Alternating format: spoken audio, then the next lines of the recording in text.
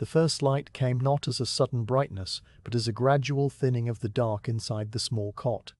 A slow change that allowed the rough shapes of the room to emerge. The low roof beam of blackened oak, the curve of the chalk wall, the straw pallet on the packed earth floor. The shepherd opened his eyes without any urgency, lying still under the heavy wool blanket as his mind drifted up from a deep and dreamless place. He heard the first bird, a single pea-pit calling somewhere out on the plain, and then another, and for a long while he simply listened to that sound, feeling the weight of his own body against the straw. The air inside the cot carried the coolness of the night, and the faint earthy scent of peat ash from the hearth, a smell that was as familiar to him as his own hands. He turned his head slightly and saw the grey outline of the door, a single vertical plank with a leather hinge, and beneath it a thin line of colour that had not been there before, a pale wash of dawn creeping across the threshold. After a time he sat up slowly, pushing the blanket down to his waist and resting his elbows on his knees,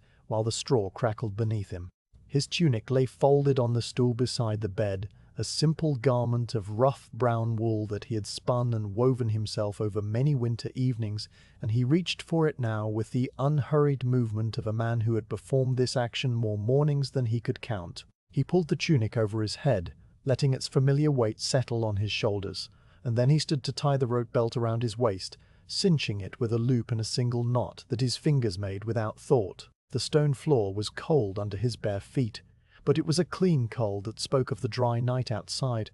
and he stood for a moment in the center of the room, feeling the stillness of the cottage around him. A three-legged stool, a small table with a clay bowl,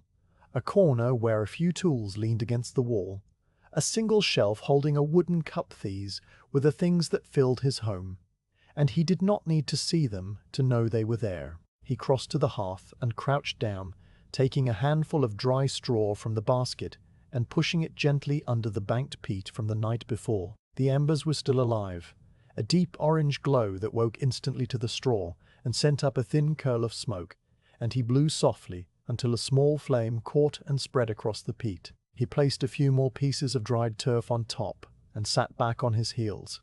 watching the fire take hold with a quiet patience that asked nothing more of the world than this small warmth. From the pot that hung on the iron hook, he ladled a measure of yesterday's broth into a clay cup, a thin liquid the colour of old straw, and he sipped it slowly while the flames began to lick at the bottom of the pot. Beside him on the hearthstone lay a crust of barley bread, hard and dark, and he broke off a piece with his thumbs, chewing it without hurry as the taste of grain and salt filled his mouth. Behind him, in the corner near the door, the dog uncurled from its own bed of straw, a black and white collie with a long nose and ears that flopped forward, and it stretched first one hind leg and then the other, before padding silently across the floor to sit at his side. He broke another piece of bread and held it out on his flat palm, and the dog took it gently, its whiskers brushing his fingers before it settled down again with a soft sigh. When the last of the broth was gone, he set the cup aside and stood, taking his cloak from its peg by the door, a heavy piece of undyed wool that smelled of lanolin and grass and long days under the open sky. He swung it around his shoulders and fastened the bone toggle at his throat, then pulled on his leather shoes, simple pieces of cowhide folded and stitched with thongs, still stiff from the night air. His crook leaned in the corner, a length of hazelwood as tall as himself, with a natural curve at the top that he had shaped and smoothed over many weeks,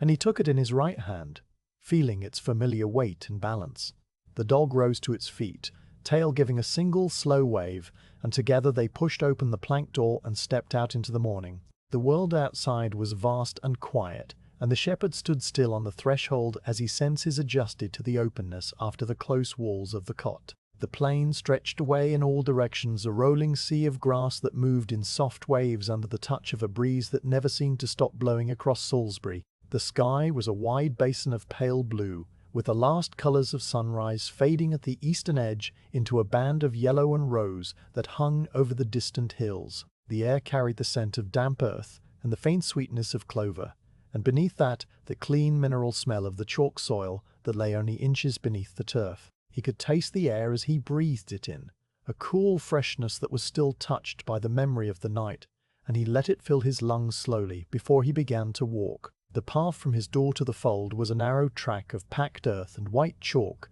that curved gently across the slope, and his feet knew every stone and hollow along its length. The dog trotted a few paces ahead, stopping now and then to sniff at a tussock of grass or to look back at him with patient eyes, and he followed with the crook resting across his shoulders, his hands draped loosely over each end. To his left, perhaps a mile away across the open ground, the stones of Stonehenge stood against the brightening sky, their grey shapes as familiar to him as the trees were not, and yet every morning he found himself looking at them as though seeing them for the first time. They were not a thing that required understanding, they were simply there, a ring of standing sarsens and fallen lintels that had been part of the landscape long before the first shepherd drove his flock across this plain, and they would be there long after. The morning light caught the eastern faces of the tallest stones, turning them a warm honey colour that deepened the shadows in the hollows and cracks, and the shepherd absorbed this sight without comment, storing it away somewhere in the back of his mind. The fold came into view as he rounded a slight rise, a circular pen made of wattle hurdles lashed together with strips of willow bark and driven into the ground to form a sturdy enclosure. Inside, the flock was already stirring, a pale mass of dirty white wool that moved and shifted as the sheep began to rise onto their legs, shaking the straw from their fleeces with a sound like a sudden gust of wind through dry leaves. He heard the first bleat, a low questioning note from the old ewe near the gate, and then another answered from the far side, and soon the whole flock was speaking in a gentle chorus of calls that had no urgency but only the simple recognition of a new day. He leaned his crook against the outer hurdle and unlashed the leather thong that held the gate closed, then swung it wide enough to slip inside, the dog waiting obediently at the entrance. Once inside the fold, he stood still for a moment, letting the sheep grow accustomed to his presence, and then he began to move among them with the slow, deliberate steps of a man who had nothing to do but be with his animals. He knew each one by face and marking, not by name in the way a man names a dog, but by a private catalogue of details that he carried in his head and reviewed each morning. The old ewe with the split left ear, the one who had led the flock for 7 seasons, now stood nearest the gate and lifted her long grey face to him as he passed, and he touched her forehead lightly with his knuckles before moving on. Beside her was a yearling with a black patch that covered one entire eye and gave it a watchful expression, and he noted the clean condition of its fleece and the way it held its weight on all 4 feet soundly. A wether with one horn grown in a tight spiral and the other broken short stood chewing its cud by the water trough, and he paused to run his hand over its flank, feeling the solid warmth beneath the wool. The counting was not a hurried thing, but a slow murmuring recitation that he spoke under his breath as he moved, a low stream of numbers that blended with the sounds of the flock. 1, 2, 3, the twins from last spring, now nearly the size of their dam. 8, 9, 10, the ram lamb with a wisp of bracken caught in the wool of his chest. 15, 16, the ewe with the pale nose and the lamb that never strayed from her side. He counted them all, 43 in total, and then he counted them again from the other direction to be certain, and the numbers came out the same, which they always did. Satisfied, he opened the far gate of the fold and stepped through, clicking his tongue softly so that the old ewe pricked up her ears and began to lead the flock out onto the open grass. They moved in a loose stream, spreading as they went, each animal finding its own patch of turf and lowering its head to crock the short green blades with a steady ripping sound that was one of the oldest noises the shepherd knew. He followed behind them with the dog at his heel, and his path angled westward across the plain toward a stretch of ground where the grass grew thicker and the soil held a little more moisture from the dew. The sun had now cleared the horizon entirely and was climbing into the sky, a pale disk that seemed to move with the same slow pace as everything else on this day, and its light fell across his shoulders with a warmth that he felt through the layers of his cloak and tunic. The day's work, if it could be called work, was simply this: to be with the flock as they moved across the plain, to keep them within a certain range, and to ensure that none wandered too far into the marshy ground to the north or the thin chalk tracks where carts sometimes rattled by from the villages beyond. He found a low tussock of grass that offered a comfortable place to stop, and he stood there with the crook planted upright beside him, His hands folded over the curve of the wood, and he let his gaze travel slowly across the landscape. The wind, which had been a mere breath when he first stepped from the cot, was now a steady presence that flowed over the grass in visible currents, pressing the blades flat in patches and then releasing them, and he felt it against his face as a cool pressure that carried the scent of distant rain, though no clouds stood in the sky. The texture of the turf under his shoes was a thing he noticed without thinking, a springy resilience that came from centuries of sheep grazing and the dense root networks of the chalk grassland. And when he shifted his weight, the ground gave slightly, as though the whole plain were a living thing breathing beneath him. The stones of Stonehenge stood silent to the east, the shapes now fully lit by the climbing sun, and the shepherd looked at them from time to time as the morning passed, not with wonder or with any thought of the people who had raised them, but as a man looks at a hill or a far-off tree. They marked the edge of his world, and beyond them lay Amesbury and the larger villages, places he visited rarely and only when there was a need. Here on the open plain, there was only the sky and the grass and the steady cropping of his sheep, a rhythm that asked nothing of him except his presence. A skylark rose from somewhere behind him, climbing in a series of quick flutters before it began its long song,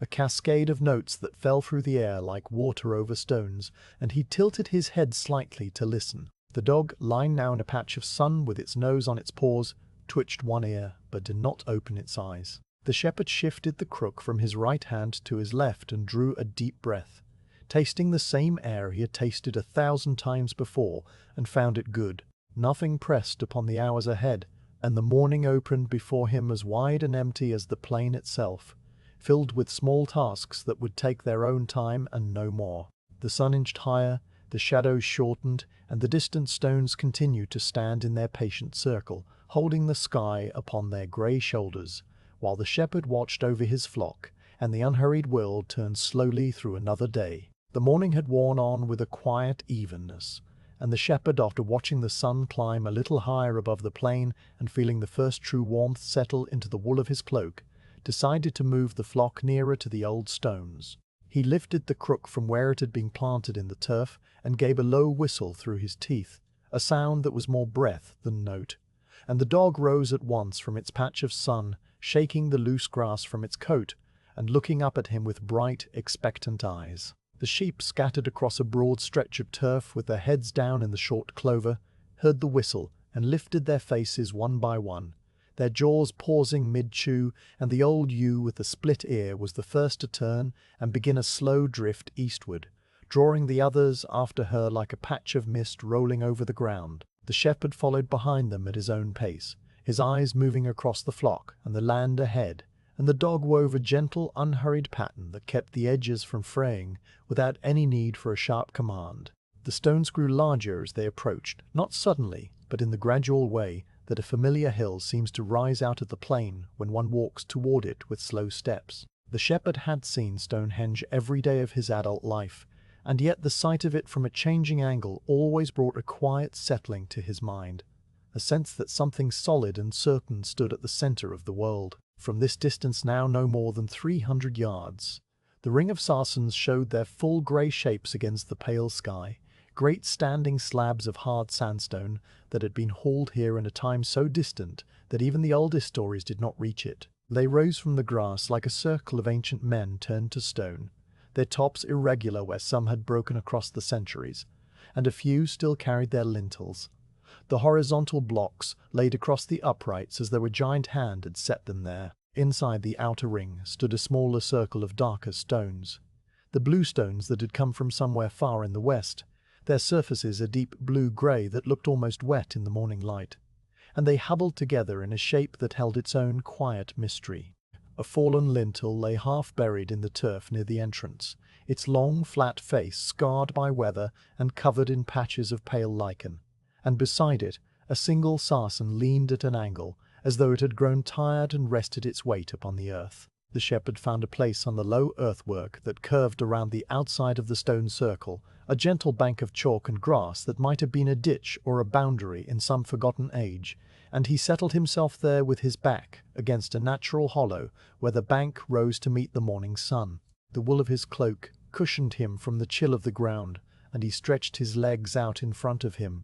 crossing one ankle over the other and letting the crook lie across his thighs. The dog, seeing that a stop had been made, circled twice on a patch of flattened grass near his feet, and then curled inward until its nose touched the tip of its tail, its body rising and falling with a long sigh. From this spot the shepherd could see the whole flock as they spread out across the slope below the stones, their dirty white shapes moving against the green in a pattern that changed constantly, but never lost its balance, each ewe keeping a small distance from the next, while the lambs stayed close to their mothers, their tails flicking as they cropped the grass with quick, nodding movements. The light was now full upon the face of the great trilithon, the tallest structure in the ring, and the shepherd let his gaze rest there as his body settled into stillness. The two uprights, rough-sided and mighty, caught the sun on their eastern edges and turned a warm color like old honey, while the inner faces remained in deep shadow,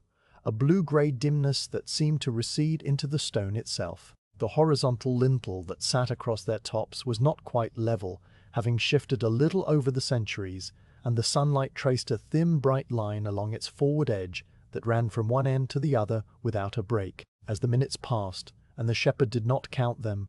the line of light crept slowly downward, widening as the sun climbed, and the shadow on the inner face withdrew by the smallest degrees, revealing new details of the stone's surface. There were grooves and hollows where rainwater had worn the rock for 1,000 winters, and vertical lines that might have been the marks of tools or the natural grain of the sandstone, and in places the surface was pitted with tiny holes where small creatures had once burrowed. The shepherd had seen all of this before, and he looked at it now with the same quiet attention that a man gives to a fire or a flowing stream, asking nothing of it except that it be there. Beside the great trilithon stood a single upright that had lost its partner, its top broken off in a jagged line that left it shorter than the others.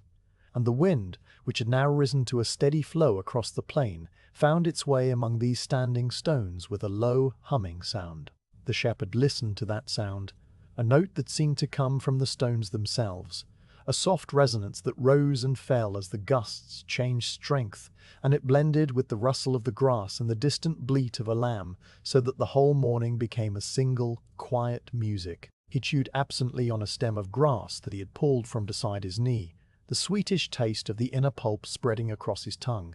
and he let his eyes drift from one stone to the next, taking in the different shapes and colors without any need to name them. After a time he reached inside his cloak and drew out a small leather pouch that hung from his belt, its surface darkened from years of handling. From the pouch he took a bone needle, a thin splinter of sheep bone that he had ground to a point and polished smooth with a stone, and a length of coarse thread spun from the same wool as his cloak. The tear in the edge of the cloak had been there for several days, a rent the length of his thumb where the fabric had caught on a thorn bush while he was fetching a ewe from a bramble patch, and now, with the sun warm on his hands and the flock settled, he could give it the attention it needed. He turned the edge of the cloak outward, drawing it across his thigh until the torn place lay flat, and he threaded the needle with the slow, careful movements of a man whose fingers knew the task so well that he did not have to think about it. The bone needle slipped through the thick wool easily, and he began to stitch,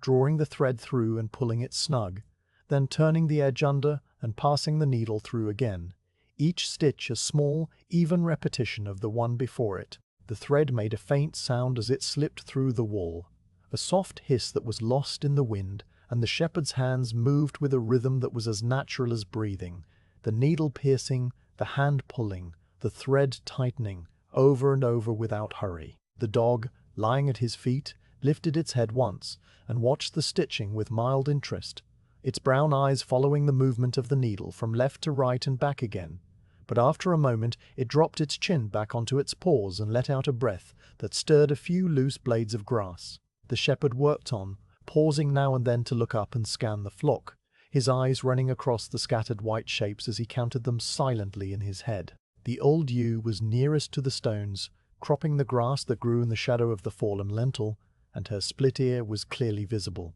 Beside her, the yearling with the black patch over one eye stood watching something far off, its ears swiveling forward and back, and beyond them, the wether with the single spiral horn rested on its knees in the soft earth.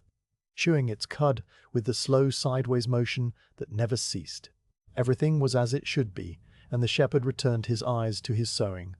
When the tear was mended, he tied off the thread with 3 small knots, broke the end with his teeth, and tucked the needle back into the leather pouch. He smoothed the mended place with his palm, feeling the slight ridge where the new stitches held the wall together, and then he let the cloak fall back over his knees. The sun had moved on, and now the light that had been on the great trilithon was spreading across the blue stones within the ring, turning their dark grey surfaces to a softer shade that was almost blue. The shepherd watched this change without stirring, his hands resting loosely on the crook, and he began to whistle a low, tuneless phrase that had no real melody, just a few rising and falling notes that wandered through the air and died away. The dog's tail gave a single thump against the grass in response, and the shepherd repeated the phrase with a slight variation, the notes coming out differently each time as though he was simply breathing through his lips and letting the sound become whatever it chose. The wind moved through the stones, threading itself around the uprights and across the lintels,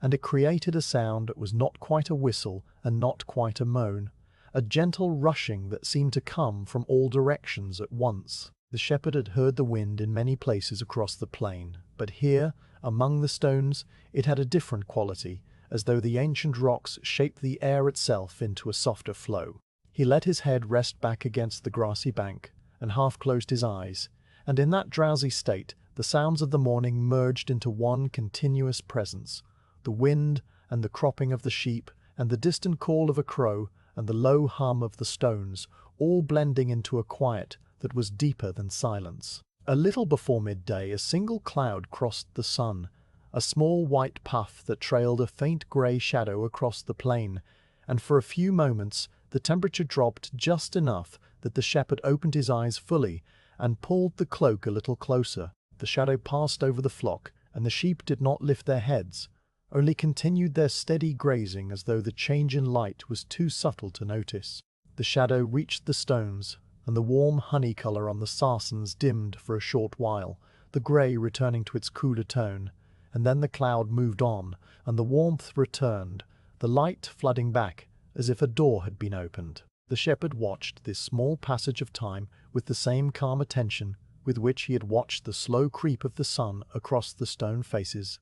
and when it was over he settled back into his stillness. The morning among the stones passed in this way, with the shepherd sitting on the earthwork, and the flock grazing below, and the dog sleeping with its nose tucked under its tail. The light continued its slow march across the ancient circle, illuminating first one face of a sarsen and then another,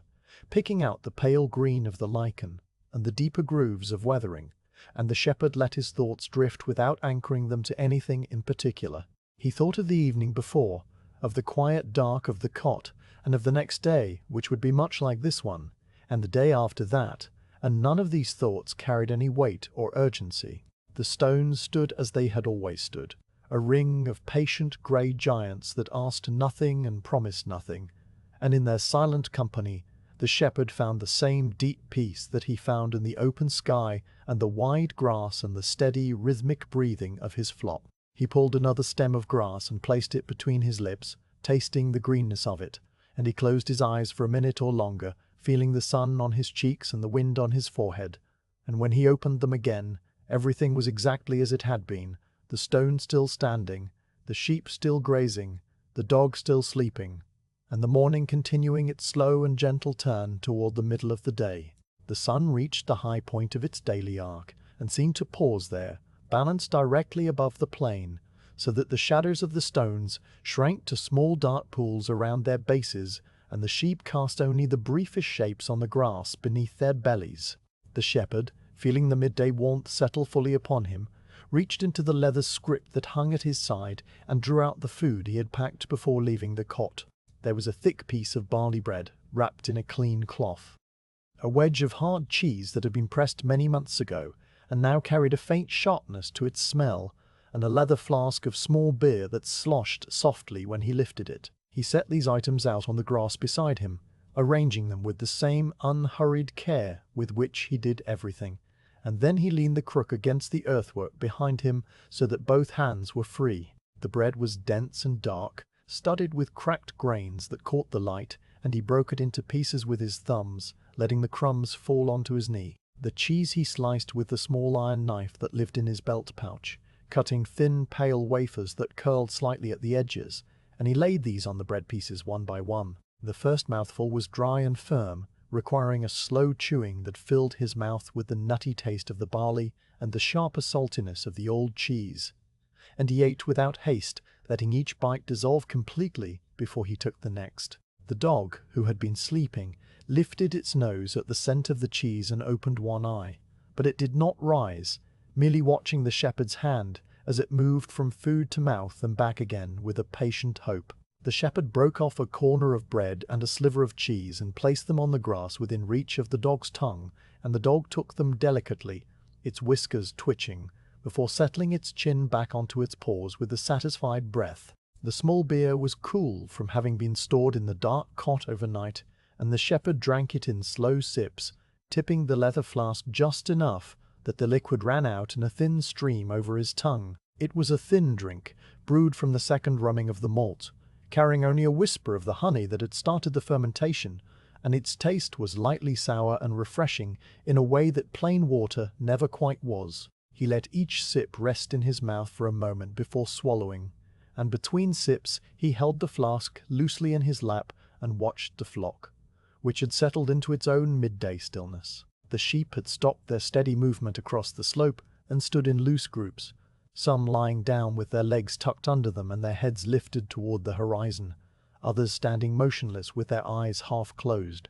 their jaws working the slow sideways grind of rumination. The lambs, too, had ceased their small playful runnings and pressed themselves against their mother's sides. Small pale shapes merged into larger ones, so that from a distance the flock looked like a scattering of grey-white boulders resting on the green. With the meal finished, and the flask stoppered and returned to the scrip, the shepherd shifted his position against the earthwork, finding a new hollow where the turf yielded to the shape of his shoulders, and he let his head rest back so that he looked up into the wide bowl of the sky. The plain of Salisbury spread around him in all directions, but here, with his back against the old bank and his eyes turned upward, the world shrank to a circle of blue that was bounded by the edges of his vision. The sun was a warm presence somewhere above, and to the right, just out of direct sight, and its light poured down through the air in a golden haze that made the sky seem deeper and more distant than it did at morning. And into that deep blue, as he watched, the clouds began their slow parade. The first cloud he noticed was a small ragged puff of brilliant white that drifted in from the west, its edges sharp and clean against the blue, its shape changing almost imperceptibly as it moved. He watched it without naming it at first, simply letting its whiteness fill his eyes. But as it drifted closer to the center of the sky, he saw in its outline the shape of a grazing sheep, a cloud sheep with a broad back and a lowered head, and a small puff of a tail at one end. The shape held for a minute, maybe two, and then the wind that was stronger higher up began to stretch the cloud thin, pulling the head away from the body until the sheep became a long smear of white without any particular form. Behind it came another cloud, larger and softer at the edges, and this one unrolled across the sky like a blanket being shaken out over the plain, its surface full of gentle folds and hollows that caught the light in different shades of cream and pale grey. The shepherd watched it spread and thin, and as it passed over the sun, the light on the plain dimmed for a short while, the colours of the grass deepening to a cooler green, and then it moved on, and the warmth returned as if a door had been opened and closed. He began, in the quiet of his own mind, to give the clouds simple names based on what they resembled, a habit he had practiced since he was a boy, and one that asked no audience beyond himself. A long, thin cloud with feathered edges became a winding road, a pale track leading from somewhere far away to somewhere else equally distant, and he followed it with his eyes from one horizon to the other, imagining the slow walk of a cart along its surface. A cluster of small round clouds bunched together near the east reminded him of a hillside with scattered trees, the kind of low rolling ground that lay beyond Amesbury, where the plain rose toward the river valleys.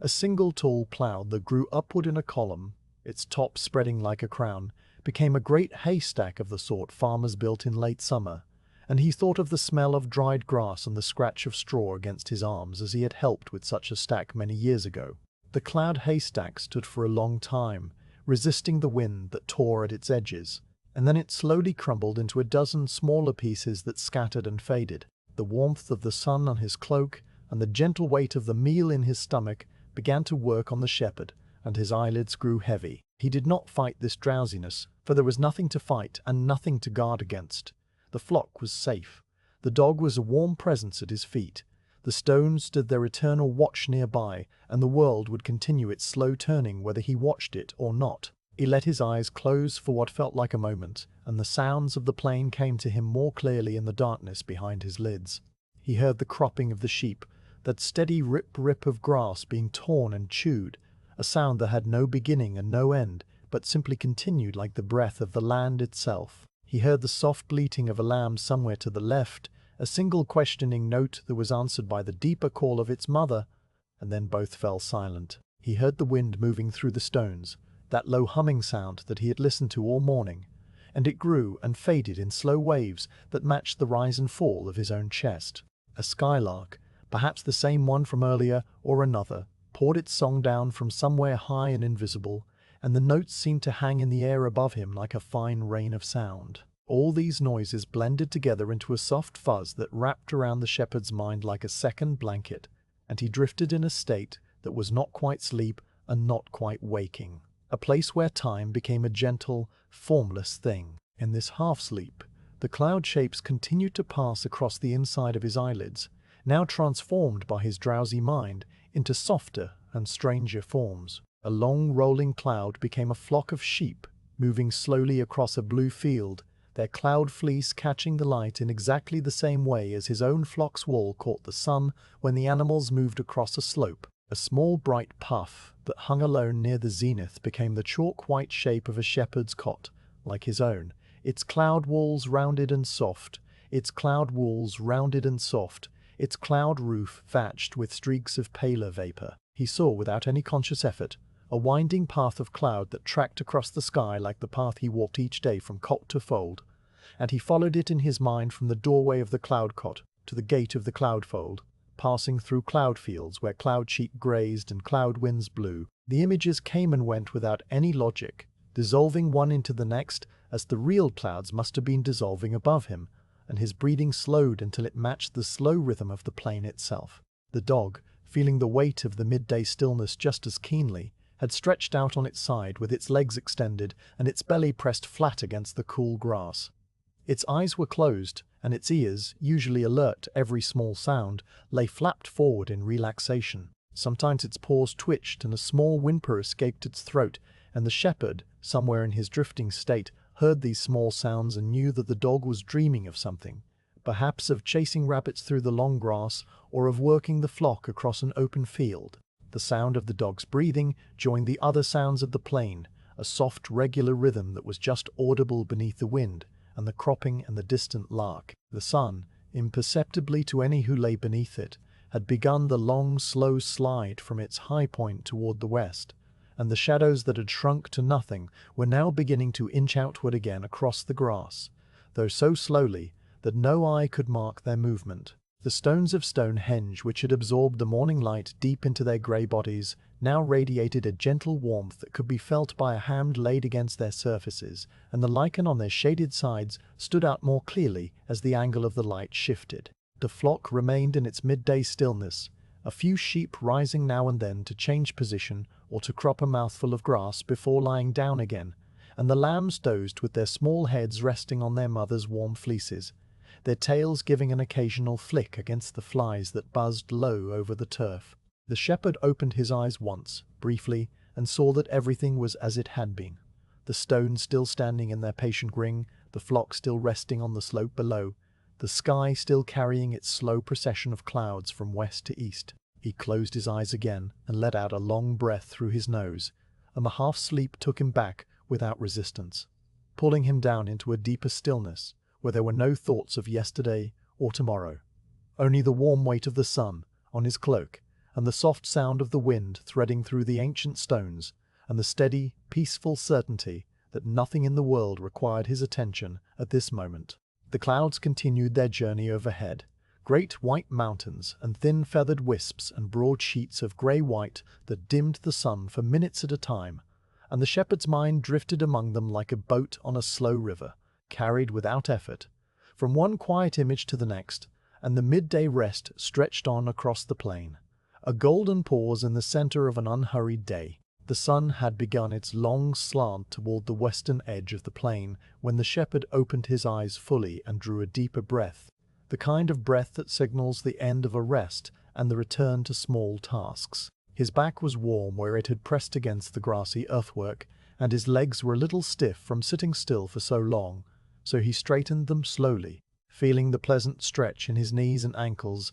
as the blood moved back into his feet. The dog, sensing the change in its master's body, lifted its head at once and pricked its ears forward, waiting for the signal that would tell it what came next. The shepherd sat up from the hollow of the bank and looked out across the flock, which had begun to stir on its own as the afternoon coolness crept into the air, a few ewes rising onto their feet and shaking their fleeces, a lamb stretching its front legs forward in a long yawn, and through the scattered white shapes he could see the grass bending under a breeze that had freshened slightly since midday. He got to his feet in the slow way that was his habit, first rising onto one knee and placing the crook against the ground for balance, then pushing upward until he stood upright with the hazel staff beside him. The cloak had gathered dew from the grass around its edges, and he shook it out once, sending a few small droplets into the air where they caught the light briefly before falling. The scrip with its remaining bread and the flask of small beer he slung across his shoulder, settling the strap against his hip,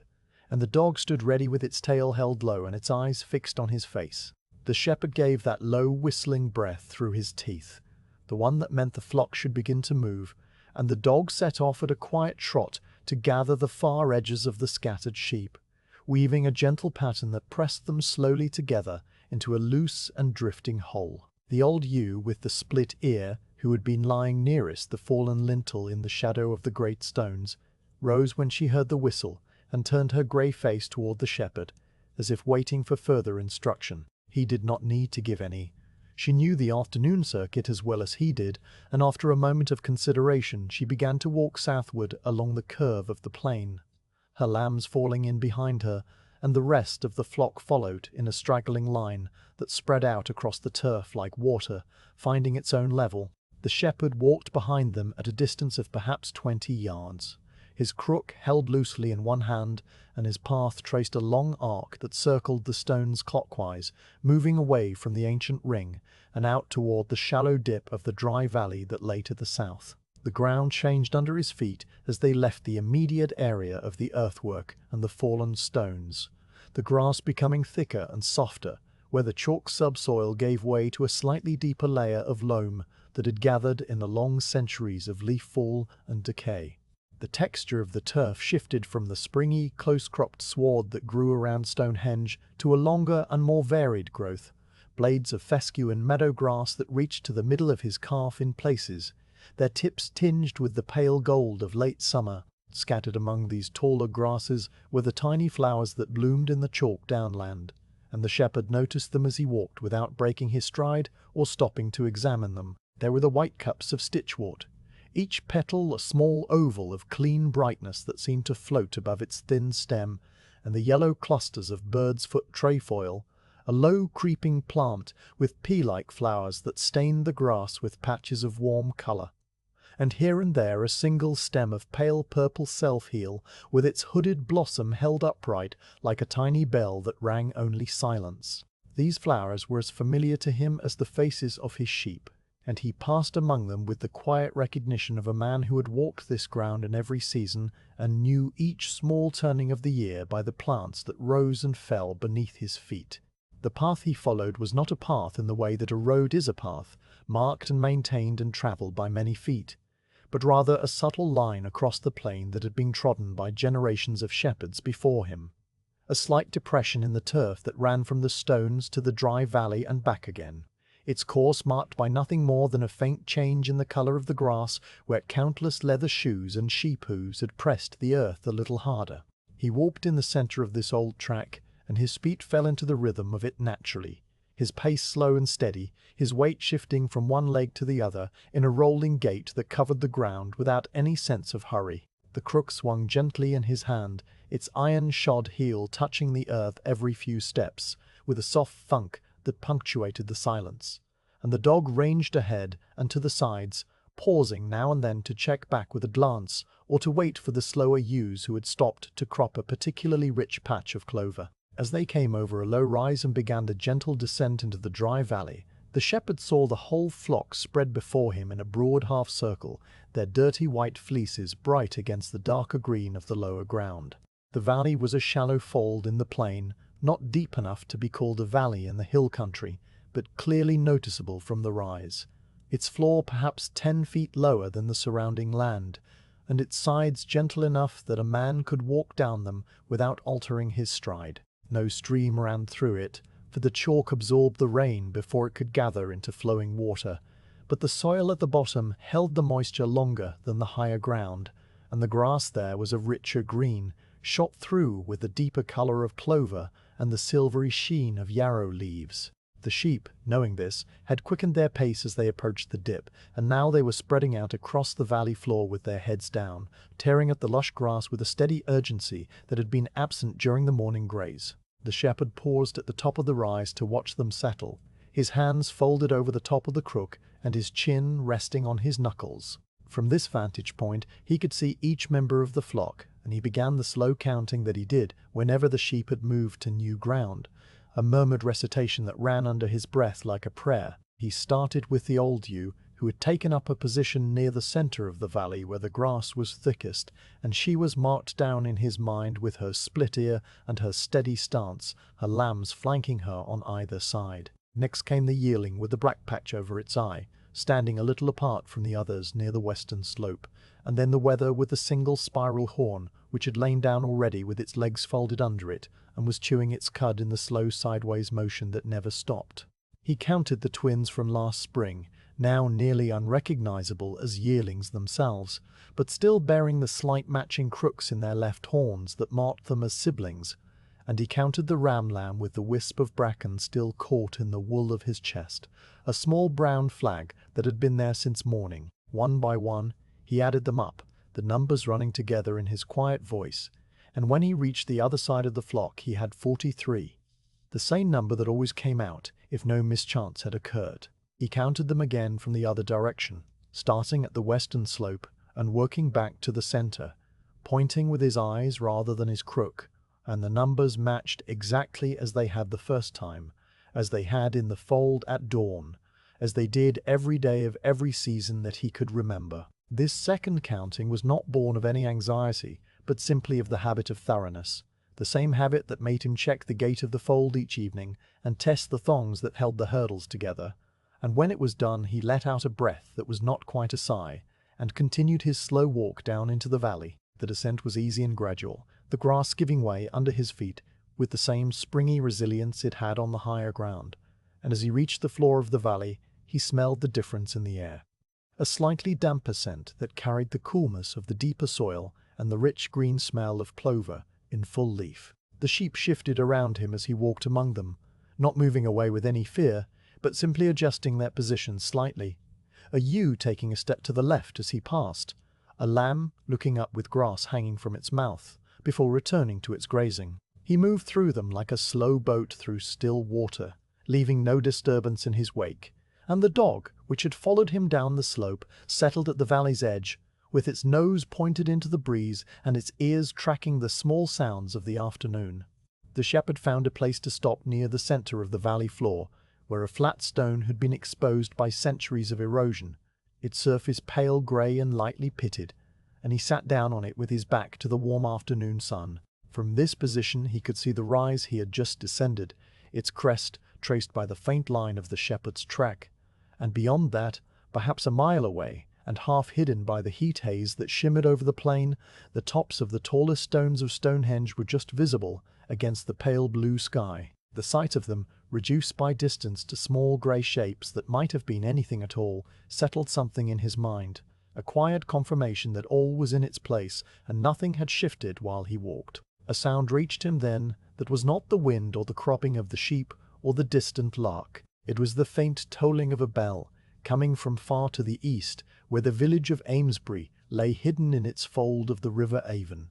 and it rang with a slow, measured beat that spoke of the monastic hours, the calling of the canons to their afternoon prayer. The sound travelled across the plain in waves that grew and faded, sometimes clear and sharp, sometimes so faint that he was not certain he heard it at all, and he let it wash over him without any need to count the strokes or to wonder what prayer was being said. The bell was simply another part of the afternoon, like the buzzing of the bees in the clover and the rustling of the wind in the long grass, and he listened to it with the same quiet attention that he gave to everything else. When the bell fell silent, the stillness that followed was deeper than before, as though the sound had taken something of the silence with it when it went, and the shepherd sat for a long moment in that deepened quiet, feeling the warmth of the stone through his cloak and the weight of the crook across his knees. Then he shifted the crook from his left hand to his right, a small change that he made without thinking, and continued his watching of the flock as they grazed the rich grass of the dry valley.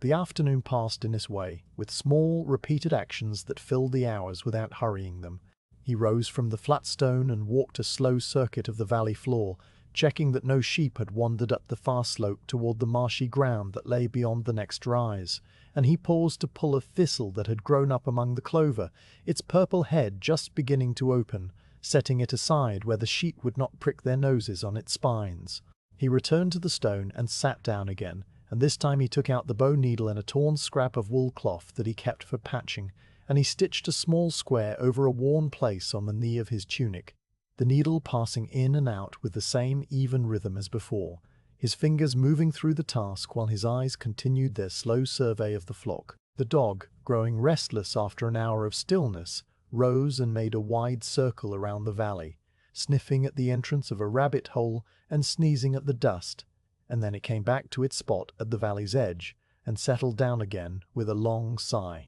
The sun continued its descent, and the shadows that had begun to stretch in the middle afternoon now reached long fingers of grey across the valley floor, the light turning from gold to amber as it slanted ever lower. The shepherd knew, by the angle of the light on his face and the slight sharpening of the breeze, that the time for the return walk was approaching, but he did not rush to begin it, for there was still enough daylight to bring the flock home at a pace that suited them and him. He sat on the flat stone a while longer, listening to the sounds of the flock and the wind and the distant silent standing of the stones. And then, when the sun had touched the crest of the western rise with a line of deep orange light, he stood up and gave the low whistle that meant the afternoon was over and the homeward journey was about to begin. The light had begun its daily turning from the pale gold of afternoon into the deeper amber of early evening when the shepherd rose from the flat stone in the dry valley and gave the low whistle that the flock knew as the signal for home. The sound carried across the valley floor, a soft breath through his teeth that the dog heard first, its ears lifting and its body uncurling from its resting place at the valley's edge, and then the sheep heard it too, lifting their heads one after another from the rich clover. The old ewe with the split ear was the first to turn, as she always was, and she began to walk with slow dignity toward the eastern slope, her lambs falling in behind her, their small hooves pressing the grass flat in a winding line. The rest of the flock followed in the same order they had followed all day, a loose procession of dirty white shapes that moved across the green of the valley floor like a slow cloud drifting over the land. The shepherd walked behind them, with the crook held loosely in his right hand, its iron-shod heel touching the earth every few steps, and the dog made its gentle circles around the edges of the flock, keeping the stragglers from wandering too far to the north where the ground grew soft and the standing water lay in shallow pools among the rushes. The climb out of the valley was as gentle as the descent had been, a gradual rise that did not hurry the sheep or make them breathe hard, and as they came up onto the higher ground, the whole expanse of Salisbury Plain opened before them again, now transformed by the lowering light. The sun was still above the horizon, but it had lost the white heat of midday and had taken on a warm orange color that seemed to spread outward into the air itself, tinting the grass with shades of gold and copper, and casting long shadows that stretched far to the east. The shadow of each sheep stretched to 3 times its length, the shepherd's own shadow reaching out before him, like a dark giant striding across the turf. The chalk track that led back toward the fold was now glowing faintly in the amber light, its pale surface catching the sunset more brightly than the surrounding grass, so that it shone like a pale ribbon laid across the darker plain. The shepherd's feet found this track without his needing to look for it, following the same route he had walked that morning and every morning before it, and the sheep ahead of him found it too, their hooves pressing into the soft chalk and leaving the faint marks that would be worn deeper by the next day's passing, and the days after that. The sound of the flock's movement was different now than it had been in the morning, a sound of quiet purpose rather than lazy grazing. The steady pad of their feet on the earth, and the occasional soft bleat of a lamb calling to its mother, who answered with a low note that seemed to say the same thing it always said, that all was well. The shepherd's thoughts as he walked were as simple and unspoken as the thoughts of the sheep themselves, a vague and wordless sense of the day that had passed without any mishap. He did not think in sentences or name his gratitude, but simply felt it as a quiet settlement in his chest, a warmth that had nothing to do with the sun on his back. The flock was whole, the weather had held, the stones had stood their watch, and his body was tired in the pleasant way that came from a day spent walking and sitting and walking again. He watched the back of the old ewe as she led the flock eastward, and noted the way the setting sun caught the grey of her face and turned it to a soft rose colour, and this small observation occupied his mind for a long moment, filling it completely so that there was room for nothing else. The homeward walk was marked by small familiar sounds that the shepherd heard with the same quiet attention he gave to everything. His leather shoes made a soft scuffing noise as they brushed through the longer grass at the edge of the track, a sound that was almost like the whisper of one stone against another.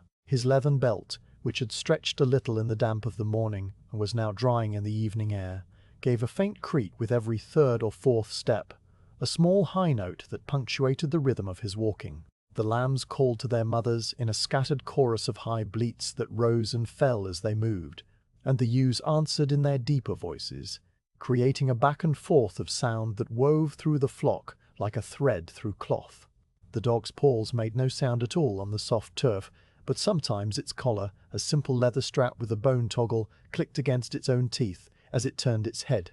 and this tiny noise was another part of the evening's quiet music. The shepherd shifted the crook from his right hand to his left, and then back again, a small change that he made without thinking, and as he walked, he let his gaze travel slowly across the plain that was now deepening in colour with every passing minute. The green of the grass had drained away into a warm brown that was almost the colour of his cloak, and the flowers that had dotted the turf in the afternoon, the white stitchwort and the yellow trefoil and the pale purple self-heal, had closed their petals against the cooling air and were now only small dark shapes among the blades. The sky, which had been a pale blue for most of the day, was now shading into a band of colours along the western horizon, the deepest orange, where the sun sat just above the edge of the world, and then a softer rose above that, and then a lavender that faded into the pale blue-grey of the coming night. Stonehenge stood to the west now, behind him and to his right, and when he turned his head to look at it, he saw that the stones had become a dark silhouette against the glowing sky. The great saracens that had been warm honey in the morning light were now black shapes, stark and solid, their tops irregular against the band of orange and rose, and the blue stones within the circle were invisible entirely, swallowed by the deeper darkness that gathered inside the ring. The fallen lintel and the leaning stone were only darker patches against the darker ground, and the whole monument seemed to have drawn into itself, to be settling into the earth for the night. The shepherd looked at it for a moment longer, this familiar shape that he had seen in every light and every season, and then he turned his face back to the east and continued walking. The fold was coming into view now, a small dark circle on the gentle rise where the cot stood, and the sight of it brought no excitement, but only a quiet recognition, the same feeling a man might have when he sees his own hands at the end of his arms. The sheep ahead of him quickened their pace slightly, not with any eagerness, but simply because they knew the fold as well as he did, and understood that it meant shelter for the night, the familiar hurdles and the familiar straw and the familiar safety of the enclosure. The dog, sensing that the journey was nearly done, made a wider circle around the flock and then came back to the shepherd's side, looking up at his face with an expression that asked if there was anything more required, and the shepherd made a small sound in his throat that meant the dog had done its work and could rest. They came up to the fold just as the sun slipped below the horizon, not with any drama but simply a last flash of orange light that spread across the western sky, and then faded into the deeper colors of dusk. The gate of the fold was as he had left it, the leather thong tied in the same knot he had made that morning, and he unlashed it with the fingers of one hand while the other held the crook steady. The dog stood at the entrance and watched as the sheep filed in, their white bodies ghostly in the twilight, and the shepherd counted them softly as they passed, his lips moving with the numbers that matched the ones he had spoken at dawn. 41, 42, 43, and then the old ewe was the last to enter, turning her grey face toward him as she passed as though to confirm that the day was done, and he touched her forehead lightly with his knuckles before swinging the gate closed and tying the thong in a firm knot. He stood for a moment with his hands resting on the top of the hurdle, looking out across the plain that was now fading into a uniform grey, the grass and the sky blending together at the horizon so that he could no longer tell where the earth ended and the heavens began. The wind, which had been a steady presence all day, had softened with the coming of evening and now moved across the plain in gentle breaths that barely stirred the wool of his cloak. Far to the west, where the last light of the sun still lingered in a thin band of pale gold, the silhouette of Stonehenge was still visible, a ring of dark shapes that seemed to be holding the last of the day within their circle, and the shepherd looked at them for the space of a few slow breaths before turning toward the cot. The first star appeared as he walked the short distance from the fold to his door, a single point of silver light that hung directly above the thatch of the roof, and he saw it without pointing at it or speaking of it, simply noted its presence as he noted all the other small changes of the evening. The air was cooling quickly now, carrying the clean smell of the chalk soil and the faint sweetness of the peat smoke that rose from his chimney, and he drew a deep breath of it as he pushed open the plank door and stepped inside. The cot was dark after the twilight outside, but he did not need light to find his way, crossing the packed earth floor by memory and hanging his cloak on its peg, before turning to the hearth where the embers of the morning fire still glowed, a deep orange under their blanket of ash. He crouched down and blew gently on them, a long soft breath that woke a small flame, and by that flame he lit the single rushlight that stood in its clay holder on the shelf, its pale yellow glow pushing back the darkness to the corners of the room. Outside, the plain lay quiet under the gathering stars, and the stones stood in their ancient circle, and the sheep settled into the straw of the fold, and the shepherd, with the day now fully behind him, began the slow and peaceful routines of the night. The rushlight burned with a small, steady flame that cast a pool of pale yellow light across the hearth and left the corners of the cot in deep shadow, and the shepherd moved through this familiar space with the slow certainty of long habit. The first thing he did after hanging his cloak on its peg was to take the clay cup from the shelf and dip it into the leather bucket that stood beside the door, drawing up cool water that tasted of the deep chalk aquifer from which the well drew its supply. He drank it slowly, feeling the chill of it pass down his throat and spread through his chest, and then he poured a second measure and set it on the earth floor for the dog, who lapped it up with a soft, splashing sound while its tail waved a slow acknowledgement. The fire in the hearth had caught properly now, a small bed of orange flames that licked around the pieces of dried peat he had placed on the embers, and the shepherd sat down on the three-legged stool that was his only seat, positioning it so that he faced the open door. The stool had been made by his father's father, its legs worn smooth by 3 generations of use, and its seat shaped to the curves of the men who had sat upon it.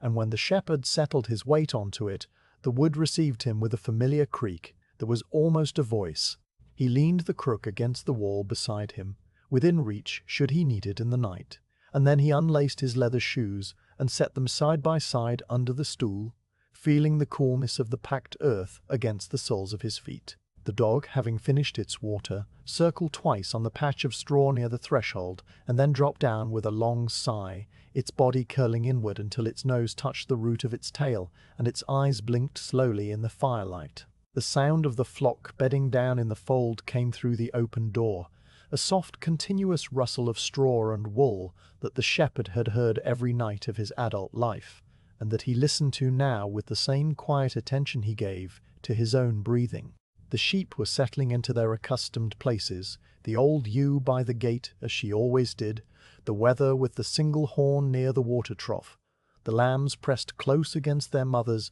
with their small heads resting on warm fleeces, and each small movement they made added to the rustling texture of the night's first quiet. The shepherd heard the bleat of a lamb, a single questioning note that was answered immediately by the lower call of its dam, and then both fell silent, and the rustling gradually diminished, until only the occasional shifting of a hoof on straw could be heard. He knew each of these sounds individually, could have named the sheep that made them if there had been any need to name them, and their familiarity was a comfort that asked nothing of him but his presence. Through the doorway the sky was now in full transition from the pale blue-grey of twilight to the deeper indigo of true night, and the stars that had been single points of light when he first came inside were now multiplying into their thousands. He watched them emerge from his seat on the stool, his hands resting loosely on his knees and his back straight but not stiff,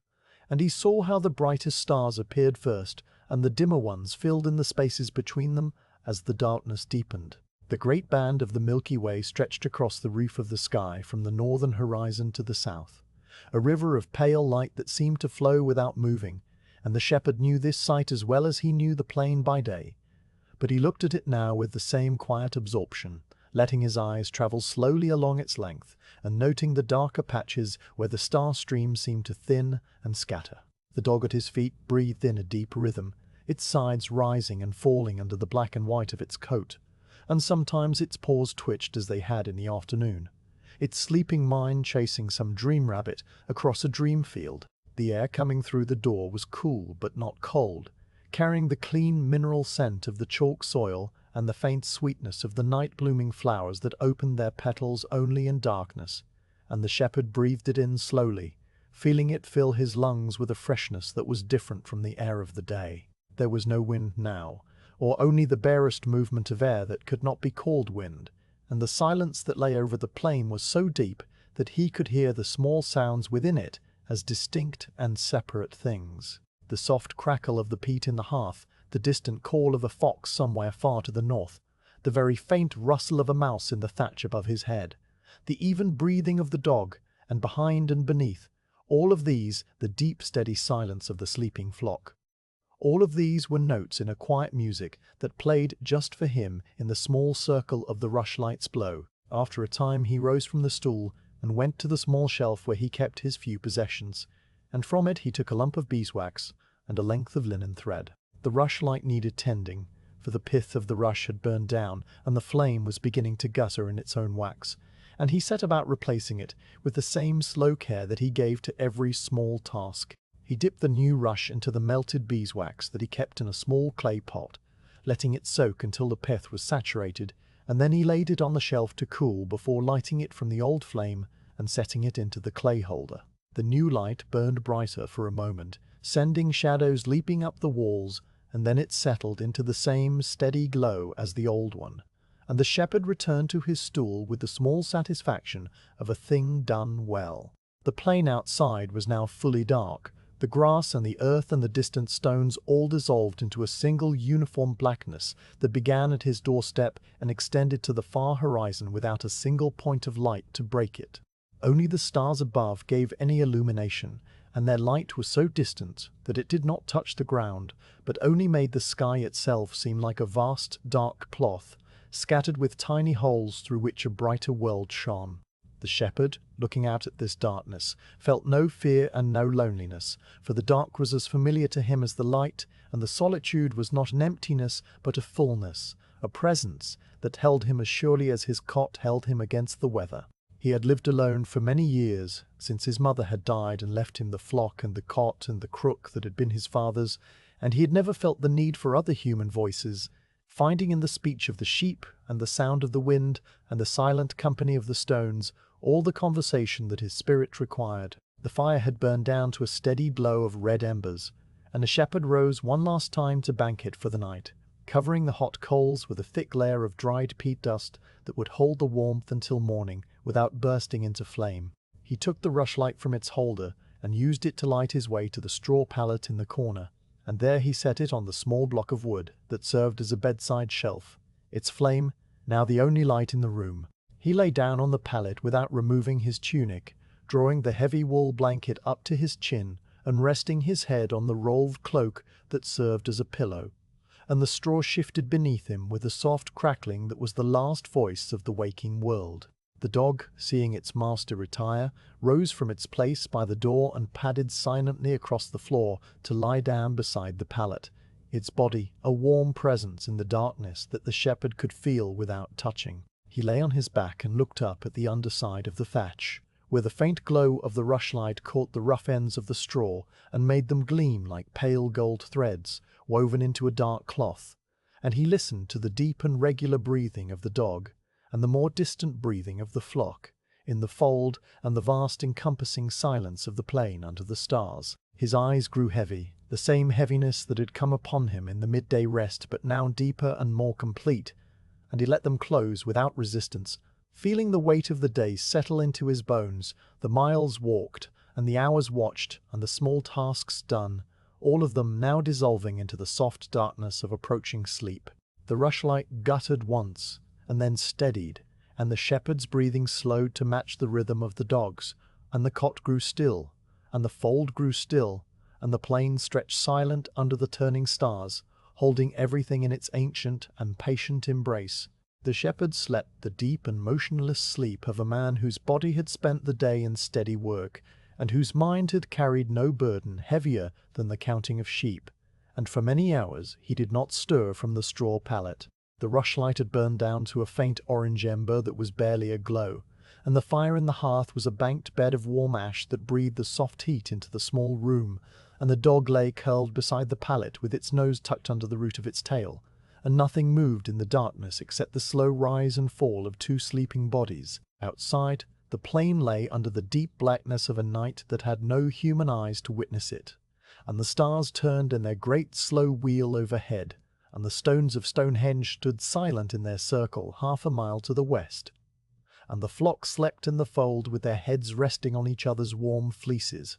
and the whole world seemed to hold its breath in the depth of the night. Then, at some hour that had no name and no mark on any clock, the shepherd opened his eyes without any reason that he could name, simply a quiet lifting of consciousness from the deep well of sleep, as natural and unprompted as the rising of a bubble through still water. He lay for a moment in the darkness, feeling the weight of the wool blanket on his body and hearing the soft breathing of the dog beside him.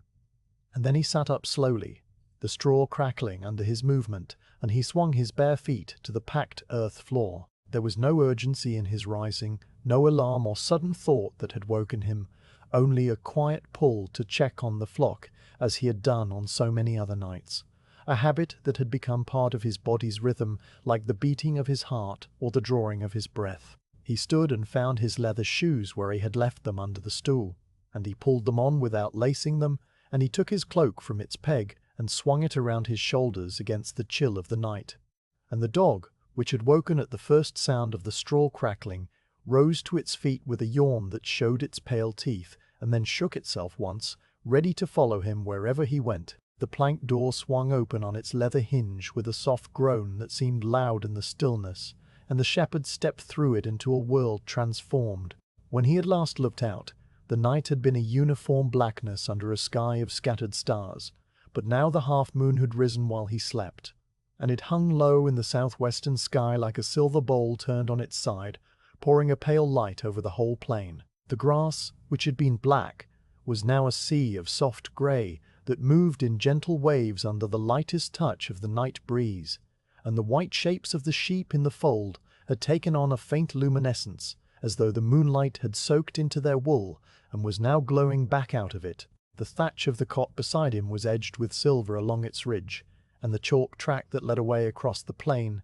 was a pale ribbon of light winding through the darker grey of the turf, and even the distant horizon, which had been invisible in the deep night, could now be seen as a clear line where the silver grey of the grass met the deep blue grey of the sky. He walked barefoot across the patch of ground between the cot and the fold,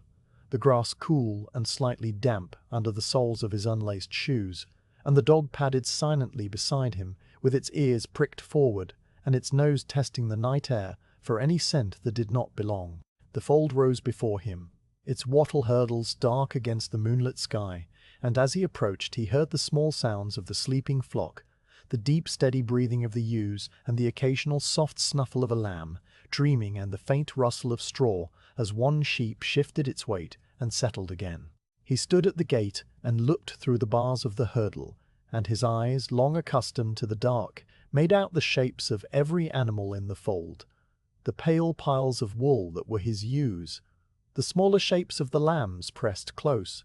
the darker lump of the wether with its single horn that stood out against the lighter bodies around it. He counted them without speaking, his lips moving with numbers that made no sound, and the count came to 43 as it always did, and he let out a breath that he had not known he was holding. The gate was secure, the leather thong tied in the same firm knot he had made at sunset, and he tested it with his fingers, feeling the familiar texture of the leather and the tightness of the binding, and it held fast under his touch. He walked a slow circuit of the fold, his bare feet silent on the grass, and he checked each hurdle where it was driven into the earth and lashed to its neighbour with strips of willow bark, and every lashing was sound, and every post was firm, and nothing had disturbed the peace of the enclosure since he had closed it 6 hours before. The dog kept pace with him on the outside of the circuit, its nose to the ground now and then, but finding nothing of concern. And when they had completed the full circle, they returned to the gate, and the shepherd stood still for a moment, resting his forearms on the top hurdle and looking out across the moonlit plain. The half-moon was now a little higher and a little brighter, and its light had silvered the whole world so that he could see further than he could by day, the horizon seeming to recede under the soft illumination, until the plain stretched away into a distance that had no end. The stones of Stonehenge were visible to the west, not as the dark silhouettes they had been at sunset, but as a ring of pale grey shapes that seemed to glow faintly from within,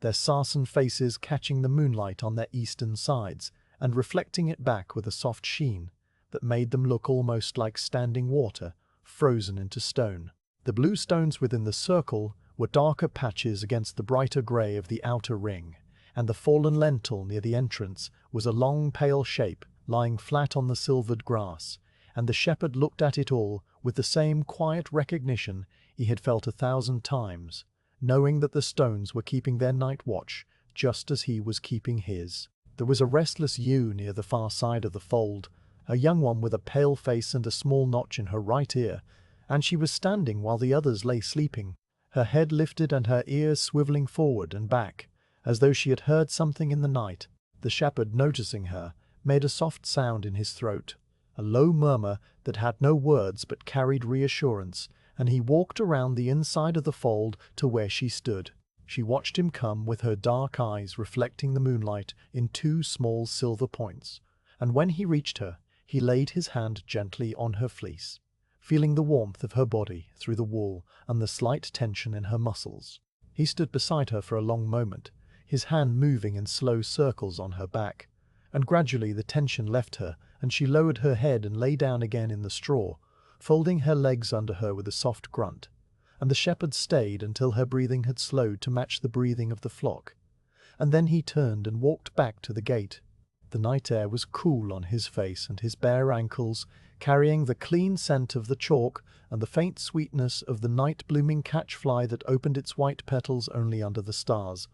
and he stood at the gate with his face turned up to the sky and let the peace of the hour settle over him. The stars were still there, thousands of them, but the moonlight had dimmed the fainter ones so that only the brightest showed, and these he knew by their positions and their colours and the seasons in which they appeared, a private knowledge that he had learned from his father and his father before him. The great band of the Milky Way was still visible, but fainter now, a pale wash of light that stretched across the roof of the sky, and the shepherd looked at it without naming it, simply absorbing its presence as part of the night. He knew the names of a few stars, not the learned names of scholars, but the simple names that shepherds had used for generations. The bright star that hung low in the west he called the evening eye, and the cluster of small stars that rose in the east before dawn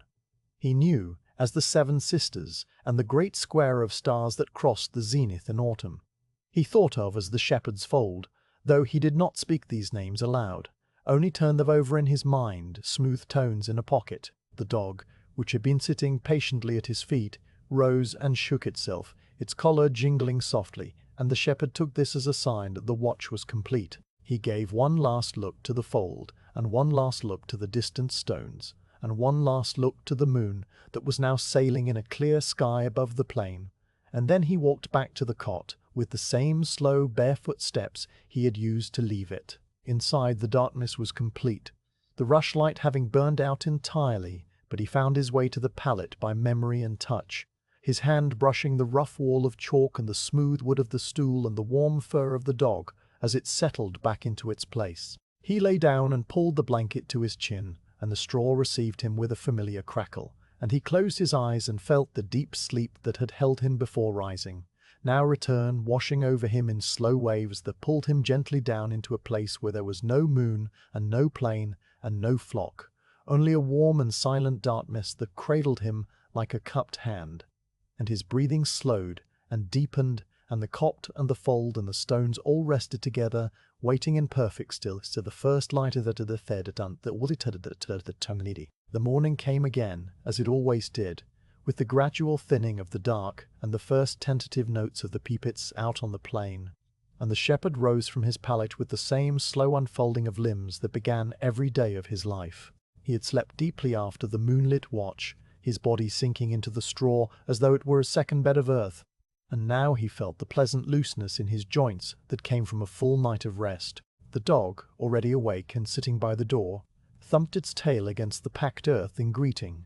and the shepherd reached down to run his palm over its head as he passed toward the hearth. The morning routine unrolled in its familiar order, the blowing on the embers to wake the flame, the adding of dried peat and a handful of straw, the ladling of broth from the pot that had sat on the warm stones all night, the breaking of bread shared between man and dog, the pulling on of tunic and cloak and shoes, the taking of the crook from its corner. Each action was a small stone in a path worn smooth by years of walking, and he passed along it without thought or hurry, arriving at last at the planked door and pushing it open to the waiting plain. The day was already a little further along than usual, for the moonlit watch had stolen an hour of his deepest sleep, and his body had taken its repayment in the morning. But there was no clock to mark the difference, and no master to care, only the sheep who had begun to stir in the fold, and who greeted him now with the same gentle chorus of bleats they gave every dawn. He unlashed the gate and counted them as they filed out. 43 warm bodies pressing past him in a slow stream of wool and hooves, and the old ewe with the split ear paused at the gate as she always did, her grey face lifted to his, and he touched her forehead with his knuckles and let her pass. The dog made its wide circle, gathering the edges of the flock and pressing them gently toward the north, where the grass grew thick on a broad, flat stretch of ground within sight of the stones, and the shepherd followed with the crook across his shoulders, his feet finding the familiar track without his eyes needing to guide them. The morning was mild and still, the wind having withdrawn to somewhere far off so that the air hung softly over the plain without the usual press against his face, and the sky was a uniform pale grey that held the light evenly without casting strong shadows. It was the kind of day that asked for nothing more than quiet work done in one place, and the shepherd, after walking the flock to their grazing ground and settling them across the broad flat, decided that this would be a day for the small necessary tasks that always waited in the bottom of his scrip. He chose a spot on a low tussock that gave him a clear view of the flock and a comfortable seat, its top flattened by years of his own sitting so that it had shaped itself to him like a chair, and he sat down with his back straight and his legs stretched before him, the crook laid across his thighs. From the leather scrip at his belt he drew out a bundle wrapped in a piece of old cloth, and when he unrolled it on his lap, the contents were revealed, a handful of raw wool, teased from the fleeces of his own sheep during last season's shearing, and the 2 wooden carding paddles that had belonged to his mother. The paddles were rectangles of smooth beechwood, each about the length of his forearm and the width of his hand, their surfaces covered with rows of small iron teeth that had been driven into the wood one by one and then filed to sharp points. The handles were worn to a darker brown, where countless hours of use had polished the wood with the oils of human skin, and the leather loops that held the paddles to the fingers were stretched and soft. The shepherd fitted his left hand through the loop of one paddle and rested it on his knee with the teeth facing upward, and then he took the other paddle in his right hand and looked out across the flock while his fingers found their accustomed grip. The wool he had brought was from the old ewe with the split ear, a handful of her finest belly fleece that he had set aside after the last shearing because it was too soft for outer cloaks, but perfect for the small things, the mittens and the stockings and the patches that kept a man warm through the winter months. It was a pale cream color, still carrying the clean animal smell of the sheep and the faint sweetness of the lamolin that rose from it like a memory of the living flock, and its texture was a tangle of fine fibers that clung together in a soft mass, full of small bits of grass and the occasional burr that had not been picked out. He pulled a small lock of this wool from the bundle and laid it across the teeth of the left-hand paddle, spreading it with his thumb until it covered the metal points in a thin, even layer,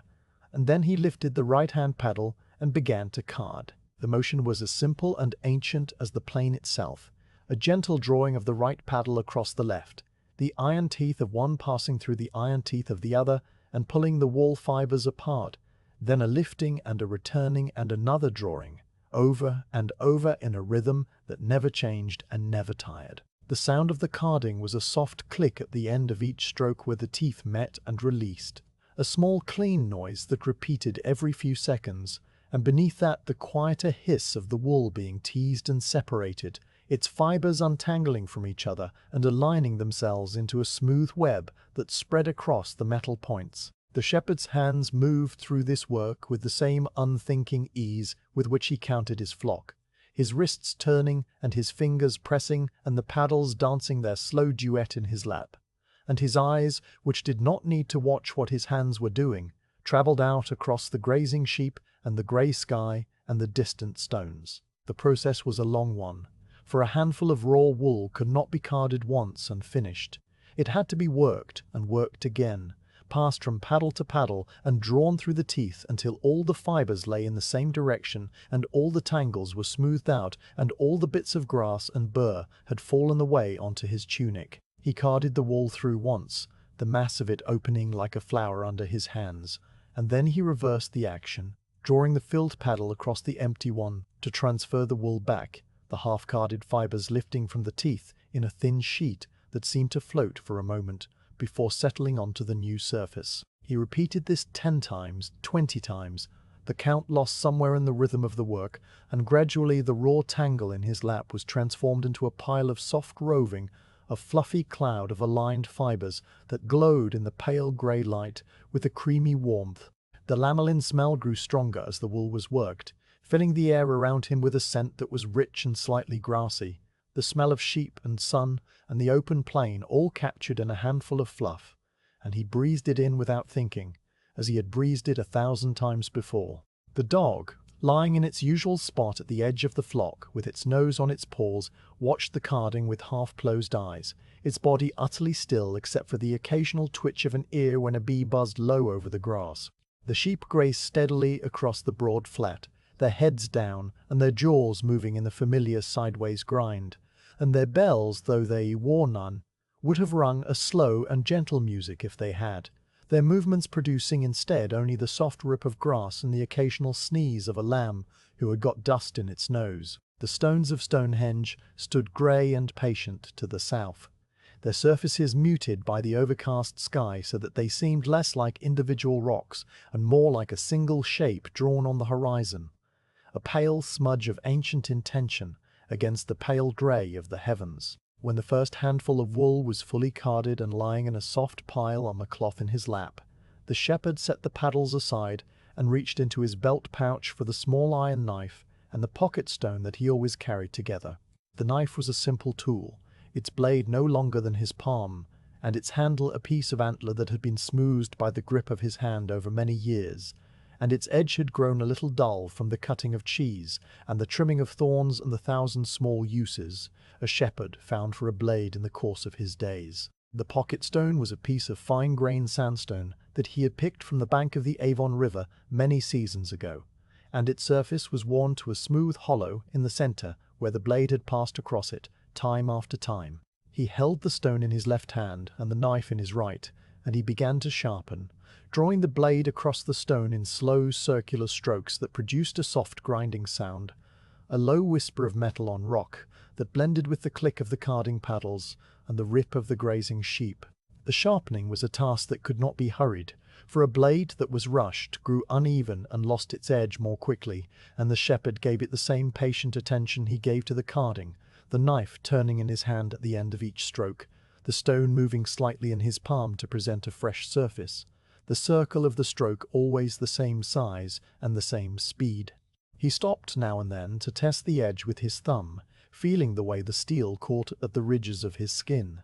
And when it was sharp enough to suit him, he wiped the blade clean on his tunic and slid it back into its sheath. The pocket stone went back into the pouch, still warm from the friction of the sharpening, and he sat for a moment with his hands resting on the carding paddles and his eyes moving across the flock. The older ewe with the split ear was nearer to him now than she had been in the morning, having drifted across the broad flat in her slow and methodical grazing,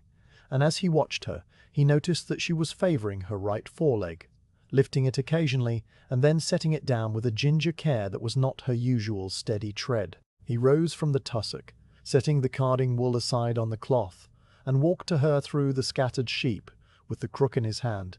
and the old ewe watched him come with her calm grey face, and did not try to move away. He crouched beside her, his hand running down her shoulder to her leg, and she stood patiently while he lifted the hoof and examined it, his thumb pressing gently around the soft cleft and the hard outer wall. A small stone had lodged itself in the cleft, a sharp chip of flint no bigger than a grain of barley, and he worked it out with the tip of his knife and then smoothed the place with his thumb, feeling the warm living tissue under the hard surface. And when he set the hoof down, the old ewe placed her weight on it evenly and gave a small shake of her fleece, as though to say that the matter was settled. The shepherd returned to his tussock and sat down again, taking up the carding paddles and the next handful of wool, and the afternoon continued in its slow and gentle rhythm. The sky remained that soft uniform grey, the light holding steady without the shifting shadows that marked a sunny day, and the air stayed mild and still, and the sheep grazed on, and the dogs slept, and the stones stood in their patient ring, and the shepherd's hands moved through their small tasks with the same quiet constancy they had known for all the years of his life, asking nothing of the world but the wool in his lap,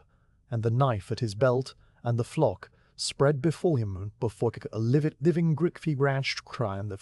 The shepherd had been sitting on the tussock for some hours, the carding paddles moving in their slow rhythm and the pile of soft roving growing in the cloth on his lap, when he noticed that the dog had lifted its head and was staring fixedly toward the north. The dog's ears, which had been flopped forward in rest, were now pricked and turning slightly, and its nose twitched as though testing a scent that was too faint for the shepherd to detect. He followed the direction of the dog's gaze and saw nothing at first but the familiar sweep of the plain, the grass moving in gentle waves under the light breeze that had risen since midday, and the distant line of low hills that marked the northern boundary of his world. He set down the paddles and stood, stretching his back with a slow movement that made his spine crackle softly, and he picked up the crook and walked to the rise that stood a little way to the north of the grazing ground, the highest point of this part of the plain, a gentle swell of chalk that lifted a man perhaps 20 feet above the surrounding turf and gave him a view that reached for miles in every direction. The climb was easy and short, his leather shoes pressing into the short grass and the chalk showing through in pale patches where the turf was thinnest. And when he reached the top, he planted the crook beside him and stood still, his eyes sweeping the horizon with the patient attention that was his way. The plain stretched out below him in all its familiar vastness, the green and gold of the grass and the grey of the distant stones to the south, and the pale track of the shepherd's path winding through it all, and at first he saw nothing that was not always there, the same shapes and colours that he had looked upon every day of his adult life. But then, far to the north where the land dipped toward the valley of the Avon, and the old town of Old Sarum stood on its chalk hill, he saw a faint smudge of colour that did not belong to the grass or the sky. It was a blur of movement and hue so distant that he could not make out any single shape within it, only a general impression of something that was not the still plain. The colours were muted by the miles of air that lay between him and the place, but he could see patches of brown and blue and a brighter red that caught the light now and then, and above these colours hung a thin haze of dust that rose into the still air and spread outward like cream poured slowly into water. The shepherd looked at this distant smudge without any change in his expression, his hands resting easily on the curve of the crook, and his weight settled evenly on both feet, and he understood without needing to be told that this was the Michaelmas Fair at Old Sarum, the great autumn gathering that drew folk from all the villages around and from as far as Salisbury and Wilton and beyond. He had known the fair was coming, for the seasons turned in their familiar order, and Michaelmas came at the same time every year, bringing the last of the harvest and the first of the autumn rains and the gathering of people to trade their goods and their news. In other years he had sometimes walked to the fair himself, not with any great desire for company or merchandise, but because it was a thing that shepherds did, when the flock was safely penned and the weather held fair enough for the journey. He remembered the sound of it, the voices of many people talking at once, and the lowing of cattle brought to market, and the cries of the sellers, and the laughter that rose and fell like the wind. And he remembered the smell of it, the mingling of wood smoke and roasting meat, and the sweat of horses, and the sweet dust of the chalk roads. But these memories were not sharp with longing, they were simply there, like the memory of a cloud that had passed the week before, something seen and noted and then released. From his high point on the swell of chalk, the fair was a tiny thing, a patch of ant-like movement that seemed to belong to a different world entirely. He could just make out, when he narrowed his eyes against the pale light, the shapes of tents and stalls set up at the base of the old fort, and the movement of people between them was so small that it was like watching the stirring of grains in a sack, a constant slow shift that never resolved into individual forms. The red that had caught his eye was a banner of some kind, hanging limp in the still air, and near it a cluster of darker shapes that might have been cattle or horses or carts drawn up in a circle, and beyond that the whole mass dissolved into the brown and green of the distant landscape. The dust cloud hung over it all like a thin veil, catching the light and turning it to a warm gold that made the fair seem almost like something imagined, a mirage that would dissolve if you walked toward it. The dog had followed him up the rise, and now sat at his feet, its head still lifted toward the north and its ears still pricked forward, and it gave a low whine that was more curiosity than concern. The shepherd made a soft sound in his throat, a murmur that had no words, and he reached down to rest his hand on the dog's head, his fingers scratching behind the ear in the place that always made the dog lean into his leg. The flock, spread out on the grazing ground below the rise, had not noticed anything, their heads still down and their jaws still working, the steady sideways grind of rumination and the sound of their cropping carried up to him clearly, a constant rip-rip that was the oldest music he knew. He turned his head from the distant fair and looked at them, at the old ewe with the split ear, who was cropping the grass near the base of the rise, at the yearling with the black patch, who had wandered a little to the east, at the wether with the single horn who lay on its knees chewing its cud.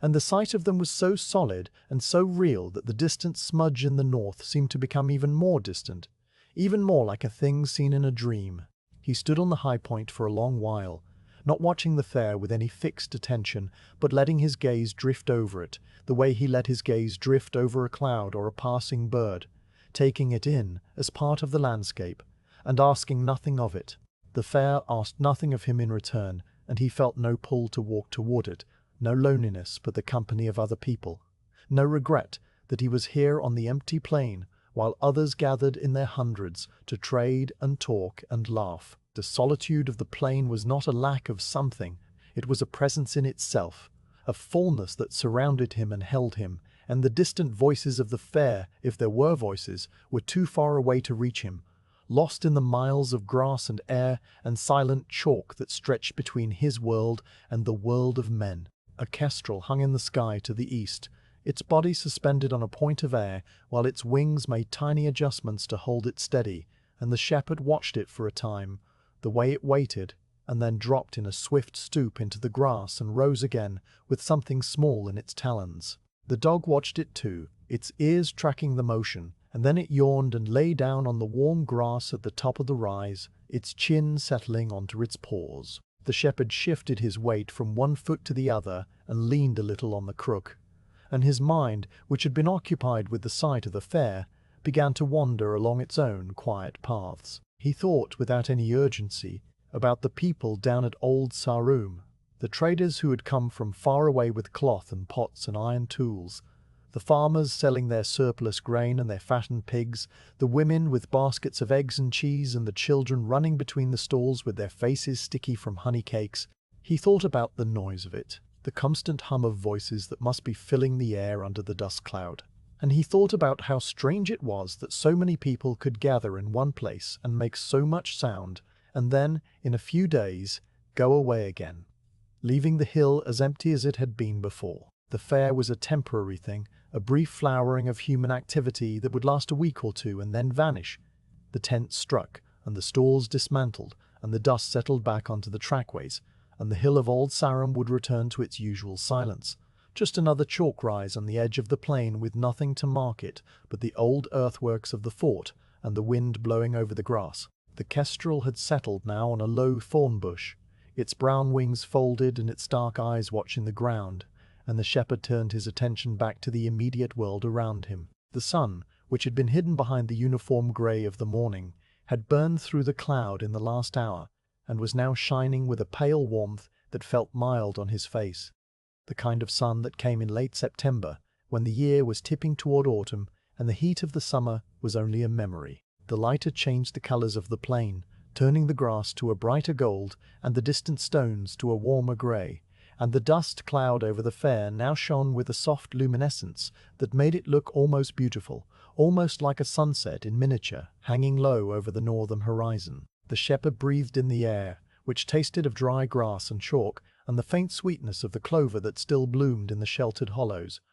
and he let his eyes close for a moment, feeling the sun on his eyelids and the breeze on his cheek. The dog's tail thumped once against the grass, and he opened his eyes and looked down at the flock again. A lamb had strayed a little too far toward the marshy ground to the northeast, its small white shape moving with the aimless steps of the young who had not yet learned the boundaries of their world, and the shepherd, seeing this, gave a low whistle that the dog knew meant work. The dog rose at once, its body uncurling with a smooth motion, and it trotted down the rise and made a gentle arc around the straying lamb, pressing it back toward the flock without any bark or snap, only the quiet authority of its presence and the tilt of its black and white body. The shepherd watched the dog do its work, and then he turned his back on the distant fair and walked down the rise to rejoin the flock, his feet finding the same path they had climbed, the crook tapping the ground in its steady rhythm. He settled back onto the tussock, the same flattened seat he had occupied all morning, and he picked up the carding paddles from where he had left them, and his hands resumed their slow dance, the teeth passing through the wool with that soft clicking sound that was as familiar as his own breathing. The fair was still visible from this lower ground if he lifted his head and looked, but only just, a thin line of dust and the faintest hint of colour on the very edge of the northern horizon, and as the afternoon wore on, he looked at it less and less, his attention returning to the wool in his lap and the sheep on the grass and the slow, steady turning of the day. By late afternoon, the dust cloud over Old Sarum had begun to thin. The shepherd noticed this without remarking on it, simply a quiet observation that came to him when he lifted his head to scan the flock, and his eyes happened to travel northward. The haze of gold was fainter now, the smudge of colour muted, and the movement of tiny shapes that he had been able to make out earlier was no longer visible, as though the fair had drawn a breath and settled into the quieter rhythms of evening. The banner that had caught the light with its red brightness was still there, but it hung limper now, the wind having dropped away entirely, and the tents and stalls had begun to merge with the grey-green of the landscape, so that a stranger looking at the plain would not have known that anything was there at all. The shepherd let his gaze rest on it for a moment, this fading sign of the outer world, and then he returned his eyes to the flock, and saw that the old ewe had led the others a little way to the west,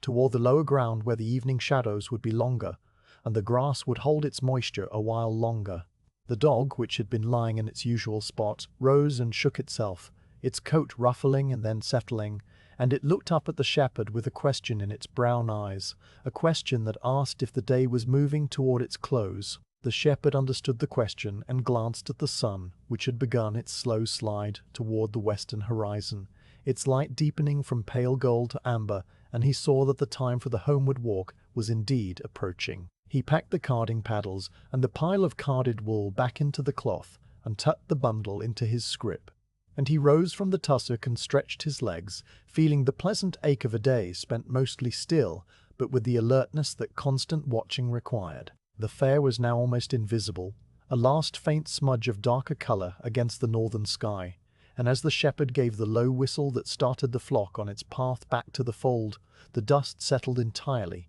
and the hill of Old Sarum returned to its ancient silence, a bare chalk rise on the edge of the plain, with nothing to show that anyone had ever been there. The sheep filed past him in their familiar order, the lambs pressing close to their mothers and the ewes walking with their steady matronly step, and the shepherd fell in behind them, with the crook in his hand and the dog at his heel. The stones of Stonehenge caught the last of the sunlight as he walked, their grey surfaces glowing with a warm amber light that made them look almost soft, and the plain lay wide and empty in all directions, holding nothing but the grass in the sky and the small procession of a man and his flock, returning home. The fair was gone, the outer world had receded, and the shepherd, walking the old chalk track toward his cot, felt the deep and quiet peace of the evening settle over him like a second cloak, as though the day had been exactly as it should be, and nothing had been missed, and nothing had been lost. The shepherd brought the flock home in the same gentle twilight that had received him at the end of every day,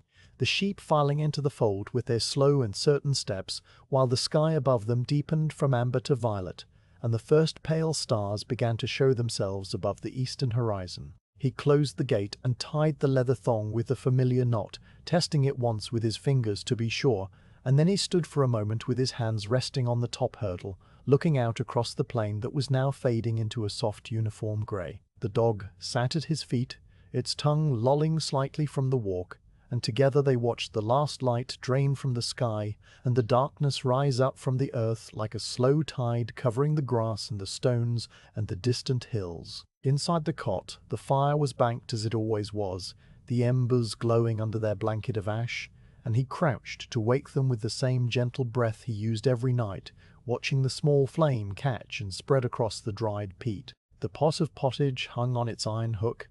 a simple mixture of barley and lentils and wild herbs that had been simmering since the morning, and he ladled a measure into his clay bowl and sat on the three-legged stool to eat it slowly, the warmth of the broth spreading through his chest and the flavour of thyme and sage lingering on his tongue. The dog received its own portion in a hollowed stone beside the door, lapping at the thick liquid with a steady sound that echoed softly in the small room. When the meal was done, he wiped the bowl clean with a scrap of cloth and set it back on the shelf, and then he took a final sip of water from the clay cup and set that aside as well. The rushlight was lit, its small steady flame pushing back the shadows to the corners of the room, and the shepherd sat on the stool with the door still open to the night, letting the cool air flow in and carry away the warmth of the fire. The sky outside was now fully dark and studded with stars, thousands of them scattered across the deep blue-black like grains of salt, spilled on a dark table, and the Milky Way was a broad river of light that flowed silently from horizon to horizon. The moon, which had been a half-moon the night before, had grown a little fuller, and now hung in the southwestern sky with a soft silver glow that touched the grass with light and made the chalk track gleam like a pale thread winding across the plain. The stones of Stonehenge were visible in the distance, their grey shapes softened by the moonlight so that they seemed almost to float above the earth, a ring of ancient sentinels keeping their quiet watch over the sleeping world. The shepherd sat for a long while, his hands resting loosely on his knees and his eyes moving slowly across the familiar shapes of the night, and he felt the same deep peace that had settled over him at the end of every day he could remember. The flock was safe in the fold, their breathing a soft continuous rustle that came through the open door, and the dog was curled at his feet, with its chin on its paws, and the fire crackled softly in the hearth, and the stars turned overhead in their slow and patient circles. He thought of the morning that had passed and the afternoon that had followed it, the carding of the wool and the sharpening of the knife and the tending of the old ewe's hoof, and he thought of the distant fair that had bloomed and faded on the northern horizon like a flower that opens and closes in a single day,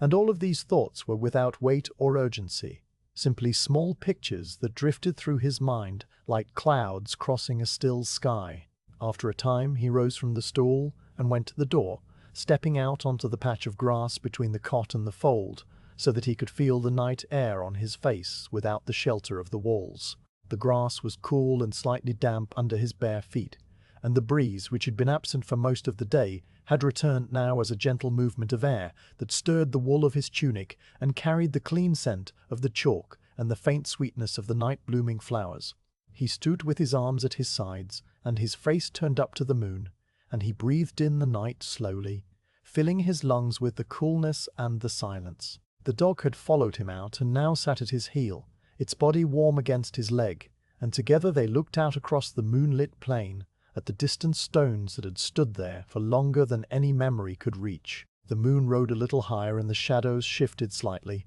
and the shepherd, feeling the pleasant tiredness that came from a day spent in the open air, turned and went back inside, the dog padding silently after him. He banked the fire one last time, covering the embers with a thick layer of peat dust that would hold the warmth until morning, and then he blew out the rushlight and crossed to the straw pallet in the corner. The darkness inside the cot was complete, but he found his way by touch and memory, his hand brushing the rough wall and the smooth wood of the stool and the warm fur of the dog as it settled into its place beside him. He lay down and pulled the heavy wool blanket up to his chin, resting his head on the rolled cloak that served as a pillow, and the straw shifted beneath him with a soft crackling that was the last voice of the waking world. He closed his eyes and listened to the sounds of the night, the deep and regular breathing of the dog, the more distant breathing of the flock in the fold, the soft whisper of the wind moving through the thatch above his head,